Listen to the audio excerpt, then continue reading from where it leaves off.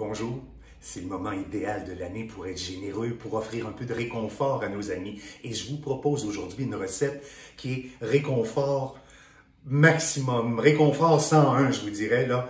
C'est le vin chaud épicé que je vous donne immédiatement. C'est vraiment une recette hyper simple et vous allez pouvoir vous offrir ça à vos amis, à votre famille, au retour d'une grande marche à l'extérieur ou autour de la patinoire peut-être, ou après une belle journée de ski ou des emplettes où on s'est fait un petit peu geler. Un bon vin chaud épicé va vraiment faire le travail. Vous allez voir, vous allez être content.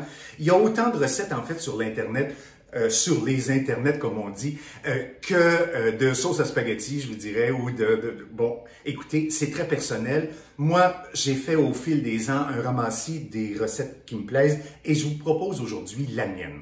Vous allez voir, c'est Réconfort 101. On y va avec une bouteille de vin. Allez-y pas avec le vin le plus cher, mais allez-y avec un vin quand même assez corsé et fruité. On veut avoir ça. En fait, des fois, c'est drôle parce que ça me fait penser un petit peu, c'est comme si c'était la version hivernale, en fait, d'une sangria. C'est un vin auquel on va ajouter des épices et puis plein de saveurs intéressantes. Je vais y aller avec toutes les épices. J'ai du gingembre, j'ai un beau morceau de gingembre que j'ai pris et que j'ai coupé en fines lanières comme ça et que je mets là. Alors, je vous dirais, la quantité, là, c'est à peu près un doigt de gingembre que je coupe finement, que je tranche finement. Un bâton de cannelle. 2 petites cosses de, on laisse qu'on les voit bien, de cardamome verte que j'ai ici comme ça. Un clou de girofle. Et tout ça peut être varié selon vos goûts. C'est ça qui est merveilleux. Une badiane ou anis étoilé, oui. Pour dire étoile de Bethléem, oui, c'est la saison.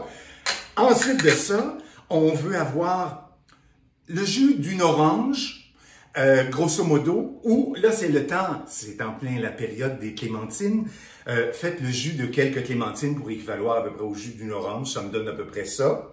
Ça donne à peu près, je dirais, 250 millilitres, quart de tasse à peu près, grosso modo. Là, j'y vais comme ça. Ensuite de ça, est-ce que je vais juste... Oui, c'est ça. Alors, 50 millilitres, pas 250, 50 millilitres, à peu près un quart de tasse, c'est ça. Mais vous voyez, la recette est juste en haut ici. Et d'ailleurs, je vais proposer une recette, pour ceux qui ne veulent pas le faire alcooliser, une recette de jus de pomme chaud, qui est vraiment aussi bon, qui est le même principe. Et les deux recettes vont se retrouver. Aujourd'hui, c'est un 2 pour 1. Du miel, ici, j'ai du miel que j'ajoute. Il y en a qui vont ajouter de la cassonade, d'autres du sucre blanc. Moi, j'y vais avec le miel. On a du beau miel chez nous, alors pourquoi ne pas en profiter? Voilà. Je vais mélanger tout ça.